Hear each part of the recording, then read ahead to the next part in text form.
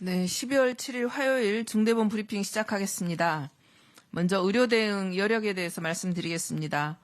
오늘 기준 중환자실 병상 가동률은 78.2%입니다. 그중 수도권은 83.6%, 비수도권은 68.5%입니다.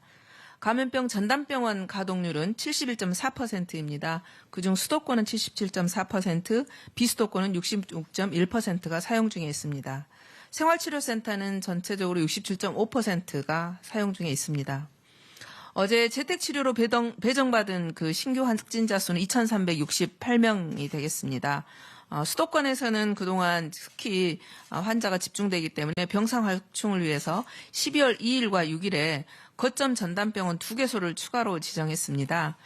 거점 전담병원이라고 하는 것은 중환자실이라든지 준중환자실, 또 비롯해서 병상의 상당수를 코로나만을 보거나 또는 일부를 코로나를 보면서 코로나 진료에만 집중하는 그런 병원이 되겠습니다. 남양주에 있는 한양병원과 해민병원을 거점 전담병원으로 추가 지정을 했습니다. 그래서 이들 병원들은 병상 전체를 코로나19에만 집중해서 진료를 담당하게 됩니다. 지금 이 두 병원으로 보면 중환자실까지 지금 포함이 되어 있고요. 약 한 600개의 병상을 코로나 진료에 활용할 그럴 계획에 있습니다. 그럼에 따라서 이제 거점 전담병원 중 모든 병상을 코로나19의 진료에만 활용하는 병원은 기존에 이제 2개소밖에 없었는데요.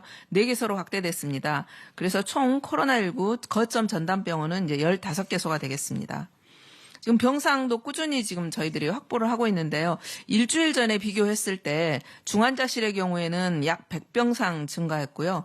준중환자실 경우에는 한 138병상을 늘렸습니다. 그리고 감염병 전담병원은 930병상이 추가로 확충됐습니다. 그래서 정부에서는 그 단계적 일상 회복에 대비해서 가장 중요한 병상 확보를 위해서 최대한 노력을 하고 있습니다. 이제 3차 유행하고 저희들이 비교해 봤을 때요. 이제 3차 유행이 작년 12월 초 시작됐다고 한다면 그때 당시 중환자 병상은 550개 정도였습니다. 그런데 현재 중환자 병상은 1254개, 또 중환자 병상과 거의 유사하게 운영하고 있는 준중환자 병실도 623개로 해서 총 중환자를 볼 수 있는 병상은 1,800개 정도의 병상을 운영하고 있습니다. 그리고 감염병 전담병원 같은 경우도 보면 작년에 4,600병상이 있었습니다. 근데 지금 현재는 11,829병상으로 약 2.5배 정도가 증가된 상태입니다. 생활치료센터 역시 작년 4,400개를 확보를 했었는데 지금은 4배 가까운 규모로 지금 운영을 하고 있습니다.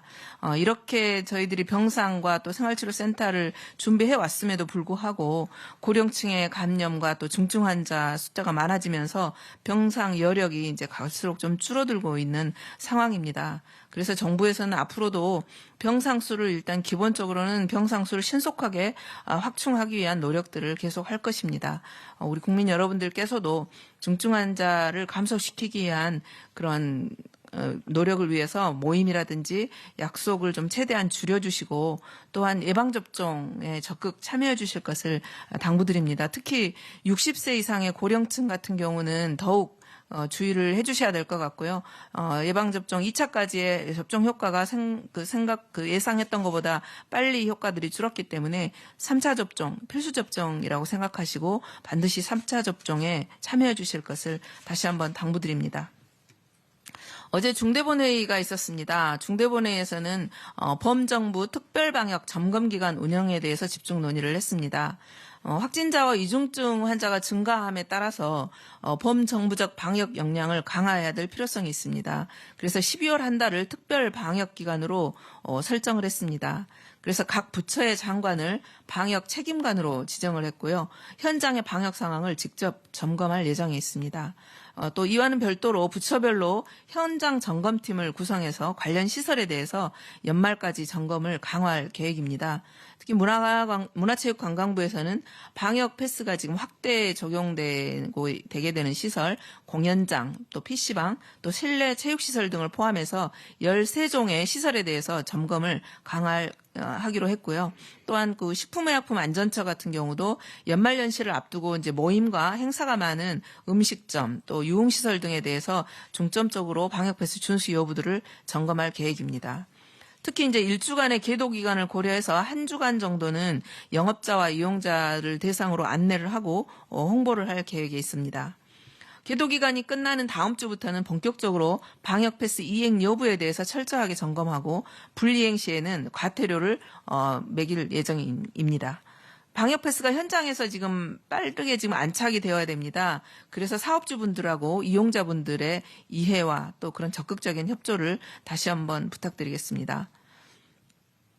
접종을 완료하신 분들은 이제 다중이용 시설을 이용하시기 전에 이제 방역 패스 적용을 하려면 스마트폰에 전자증명서를 활용하시면 되고요. 스마트폰 전자증명서 어려우신 분들은 종이증명서를 휴대하셔도 사용 가능합니다. 또 종이증명서뿐만 아니라 이제 접종 스티커를 그 신분증에다 이렇게 부착해서 쓸 수도 있습니다. 그래서 접종 스티커 같은 경우는 읍면동 주민센터에서 발급받으실 수 있습니다. 지금 이제 방역 패스 확대를 좀 비롯해가지고 12월 6일 이제 어제부터죠. 일부 방역 조치가 강화됐습니다.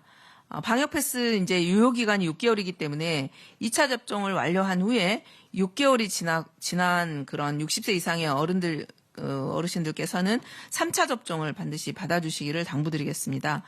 또 고령층의 감염 취약시설인 요양병원 그리고 요양시설의 3차 접종률은 현재 82.9%이고요. 또 60세 이상 연령층 같은 경우는 지금 3차 접종률이 22.8%입니다. 따라서 지금 지역사회에 있는 어르신들의 접종이 강조되어야 될 그런 시점인 것 같습니다. 지금 저희들이 통계를 보면 60세 이상의 고령층이 위중증 환자 중에서 약 83.8%입니다. 약 85%를 차지하고 있고요.